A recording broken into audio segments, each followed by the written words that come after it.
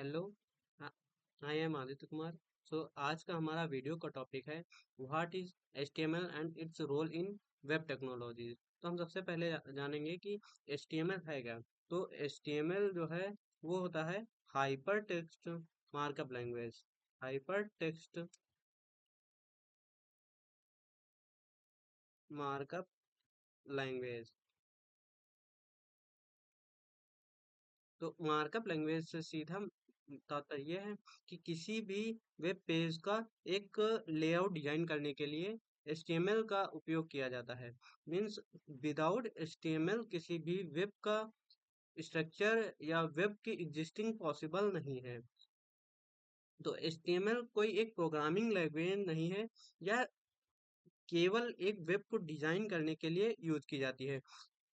इसका main purpose है कि किसी भी वेब का कंटेंट को स्ट्रक्चर वे में रिप्रेजेंट कराना।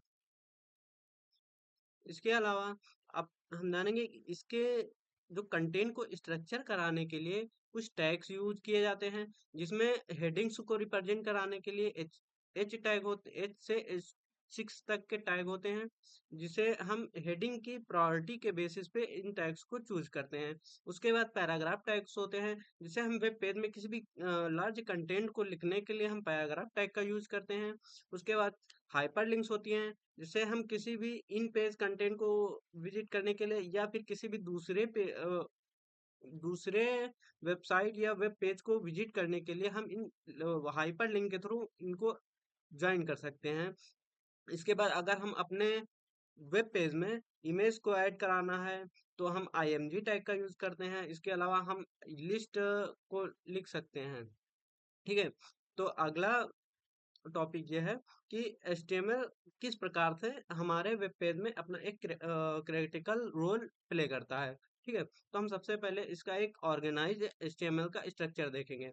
तो VS कोड के शॉर्टकट के थ्रू सबसे पहले हम इसका एक बॉयलर प्लेट कोड जनरेट करा लेंगे। तो बॉयलर प्लेट कोड होता है जिसमें हम डॉक टाइप डिफाइन करते हैं, जो कि HTML5 का में ये इंक्लूड हुआ है। ठीक, डॉक टाइप एक HTML का हेडर फाइल होता है। उसके बाद HTML टैग लिखा जाता है। ठीक। तो HTML तो HTML5 से पहले हम केवल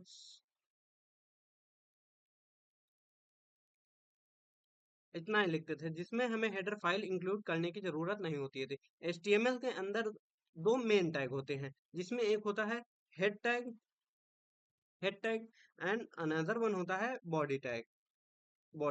तो हेड टैग के अंदर हम वो कंटेंट लिखते हैं जो हमारे SEO के लिए मतलब इम्पोर्टेंट होता है। ये हेड के अंदर लिखा गया कंटेंट कभी भी हमारे वेब पेज पर शो नहीं होता है। ठीक है। तो हेड के अंदर एटलीस्ट आई थिंक 8 टैग्स होते हैं, जो कि किसी भी एक्सटर्नल CSS को लिंक कराने के लिए हम लिंक टैग का यूज करते हैं। और मेन टैग होता है इसके अंदर टाइटल। ठीक है। तो इस वेब पेज को टाइटल देने के लिए हम टाइटल टैग का यूज करते हैं। तो आज का टाइटल है कि what is HTML, what is HTML। ठीक है। तो व्हाट इज HTML।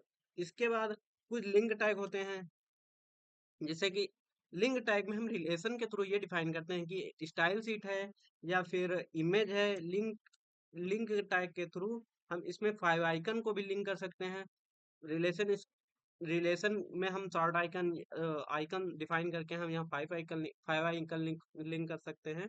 तो अभी हम केवल इतना ही जानेंगे। इसके बाद हम आते हैं बॉडी टैग में, जो कि हमारे वेब पेज का मेन कंटेंट होगा। तो बॉडी टैग में सबसे पहले हमने जाना था हेडिंग टैग्स। तो heading tag H1 and then H2 and then H3, इसी प्रकार से हम सारे टैग्स लिख ले रहे हैं। H4, H5 and H6। अब इनकी प्रायोरिटी देखते हैं कितना। तो इसमें केवल इन टैग्स में डिफरेंस ये होता है कि फॉन्ट कितना बोल्ड हो रहा है और कितने फॉन्ट का साइज कितना बड़ा हो रहा है। तो इसमें हम लिख दे रहे हैं heading 1,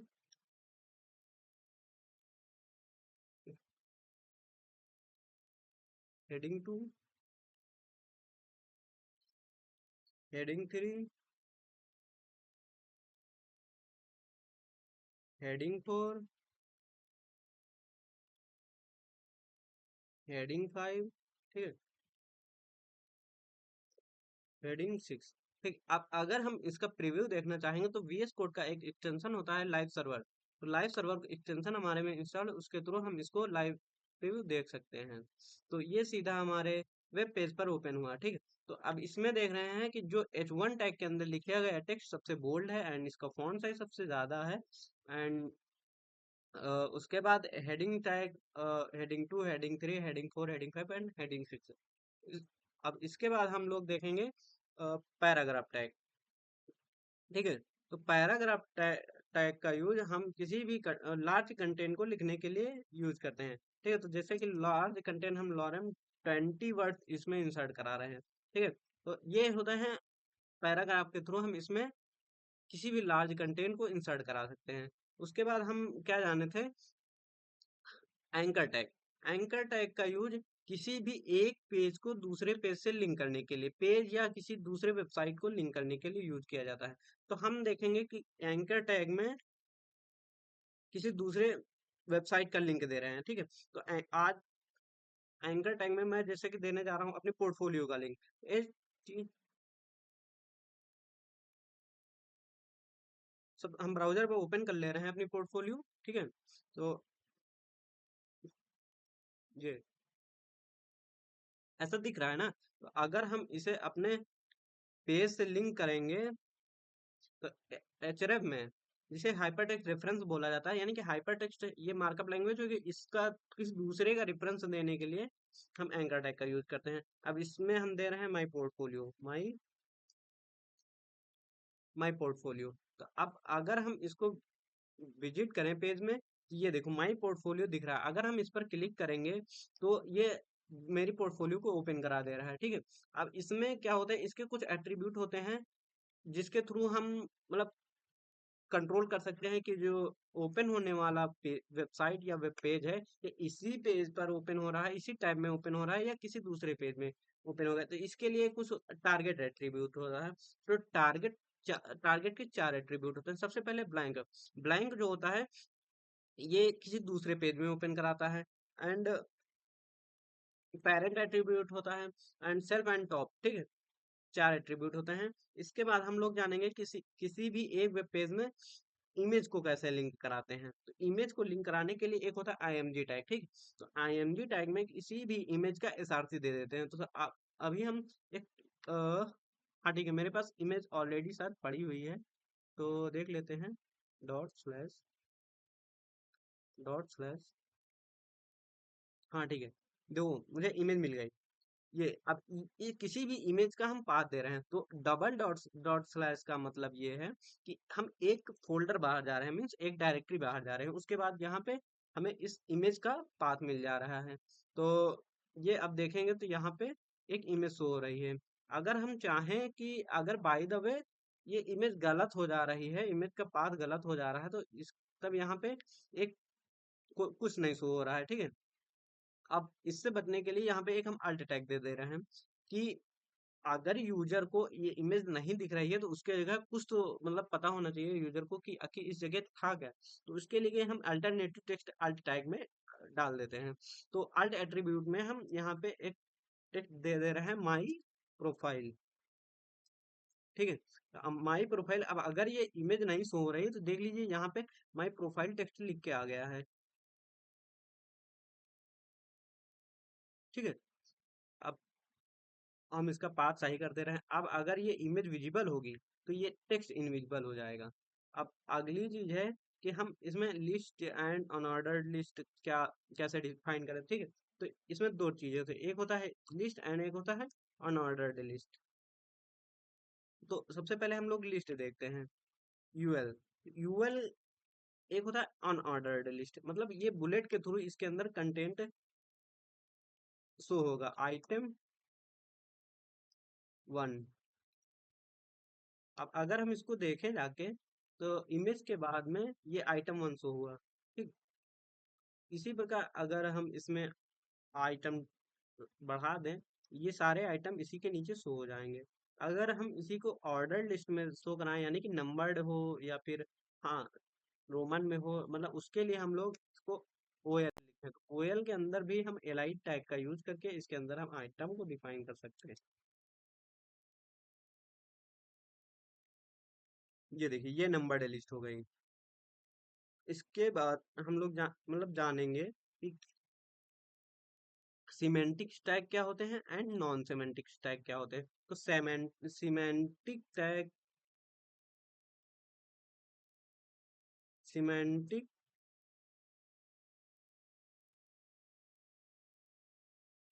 and non semantic tag,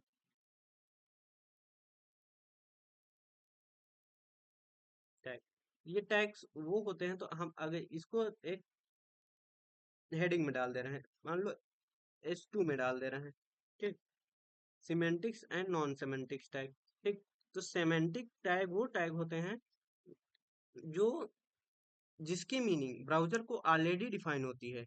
mean जैसे आर्टिकल हम लिख रहे हैं, ठीक। तो आर्टिकल के बारे में ब्राउजर को पहले से पता है कि जो भी टेक्स्ट इसके अंदर लिखा होगा वो आर्टिकल होगा। इसके अलावा अब जैसे नॉन सेमेंटिक टैग की बात करें, तो जैसे कि ड्यू होता है। ड्यू एक किसी भी टेक्स्ट को अरेंज करने के लिए एक टैग दिया गया है ताकि इस पर स्टाइलिंग करके आप एक ब्लॉक को क्रिएट कर पाए। तो इसके लिए ड्यू हो गया। इसीलिए इसमें दो टैग मतलब दो कैटेगरी डिफाइन की गई, सिमेंटिक एंड नॉन सिमेंटिक। तो सिमेंटिक टैग अगर हम प्रॉपर यूज करेंगे तो ये हमारे वेबसाइट या वेब पेज के एसईओ को मेंटेन कराएगा। अब जैसे कि कुछ सिमेंटिक टैग को हम देख लें।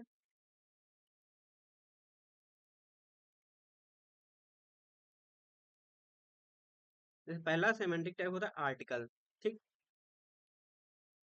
आर्टिकल, अब आर्टिकल के अंदर जो कंडीशन होती है, वैसे HTML के अंदर कोई रूल्स एंड रेगुलेशन नहीं होते, बट एसईओ को मेंटेन करने के लिए कुछ डेवलपर्स द्वारा एक मतलब फ्लो या आर्किटेक्चर डिफाइन किया गया। तो आर्टिकल के अंदर जो पहला हेडिंग होती है उसको हम H1 के अंदर डिफाइन कराते हैं। तो इसको दे देते हैं आर्टिकल हेडिंग। एंड उसके बाद हम इसके अंदर हम पैराग्राफ दे सकते हैं। पैराग्राफ जैसे हम 20 वर्ड का ये कंटेंट हम इसमें इंसर्ट करा दे रहे हैं, ठीक। तो ये हो गया आर्टिकल एंड उसका ये पैराग्राफ हो गया। इसी प्रकार से हम मतलब HTML का स्ट्रक्चर डिफाइन करते हैं। इसके अलावा इसमें बहुत सारे अदर सिमेंटिक्स टैग हैं, जैसे कि हम किसी भी इसमें इस टेक्स्ट को बोल्ड कराना चाह रहे हैं तो इसको हम एक बी टैग के अंदर रख देते हैं। बट अगर ये बोल्ड टैग जो है वो नॉन सिमेंटिक टैग है। अगर हम इसको इम्पोर्टेंस ब्राउजर को बताना चाहते हैं तो बोल्ड की जगह हम स्ट्रॉन्ग टैग का यूज करते हैं। दो देखो, हम पहले बोल्ड करके ही दिखा दे रहे हैं, ठीक है। अब बोल्ड जो है देखो, दोनों की वैल्यू सेम है, दोनों टेक्स्ट को बोल्ड ही करेंगे। ये भी बोल्ड कर रहा है, अगर यहाँ पे हम स्ट्रॉन्ग लिखेंगे,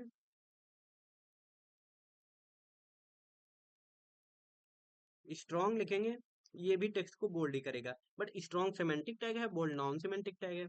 तो ये हमारे टेक्स्ट की इंपॉर्टेंस ब्राउजर को नहीं बता पाएगा नॉन सिमेंटिक टैग, इसीलिए हम स्ट्रॉन्ग टैग का यूज कर रहे हैं। और इसके अलावा इटैलिक करने के लिए emphasise tag and I tag, दो टैग ईएम एंड आई दो टैग होते हैं। तो ईएम जो है वो सिमेंटिक टैग है, आई जो है वो नॉन सिमेंटिक टैग है। तो ईएम के थ्रू अगर हम किसी भी टेक्स्ट को लिखते हैं, लाइक ये ईएम लिख दे रहे हैं, इसके अंदर लिखा गया, एंड दूसरा टेक्स्ट अगर हम आई के अंदर डाल दे रहे हैं, आई, ये भी दोनों ही टेक्स्ट इटैलिक होंगे। बट डिफरेंस ये है, देख लेना, देखो ये लिखा गया एम्फेसाइज्ड टेक्स्ट है एंड ये इटैलिक टेक्स्ट है, ये वाला। दोनों में डिफरेंस ये है कि जो एम्फेसाइज ईएम टैग के अंदर लिखा गया है ये ब्राउजर को इजीली समझ में आएगा, जिससे हमारी पेज की रैंकिंग हाई होगी। लाइक अब मैं आपको दिखाना चाहूँ कि एसईओ कैसे मेंटेन होता है। तो मेरी एक नया प्रोजेक्ट है सुपर टास्क की, तो सुपर टास्क की सबसे टॉप पे कैसे आ रहा है, तो मैंने उसकी सारी एसईओ को मेंटेन किया है। तो मैं लिख दे रहा हूँ सुपर टास्क की, देखिए ये टॉप रैंक 1 पे आ रहा है। एंड इसके कुछ इमेजेस भी होंगी जो इसमें शो होती हैं, बाय द वे अभी तो नहीं शो हो रही है। तो इसीलिए हम लोग इसको एसईओ मेंटेन कर मतलब एसईओ मेंटेन करना कंपलसरी होता है। तो आज के वीडियो में इतना ही। Thank you.